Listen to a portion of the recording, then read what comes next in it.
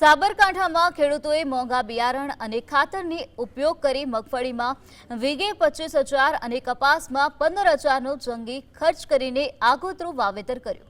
જોકે હવે મેઘરાજાએ લાંબો વિરામ લેતા લીલોછમ પાક પાણી વિના મુરઝાઈ રહ્યો છે, જેથી ખેડૂતોના જીવ તાળવે ચોંટ્યા છે.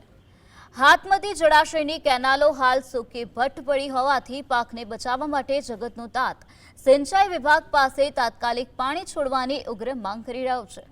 જો સમયસર પાણી નહીં મળે તો ખેડૂતોને રાતા પાણીએ રોવાનો વારો આવશે.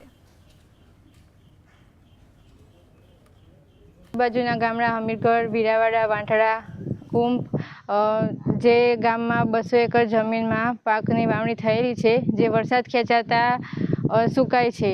જે કેનાલ વિભાગની જે લાઈન છે ગામમાંથી જ નીકળે છે, તો સિંચાઈ વિભાગને અમારી વિનંતી ગામ લોકો તરફથી કે પાણી છોડવામાં આવે તો અમે પાકને બચાવી શકીએ.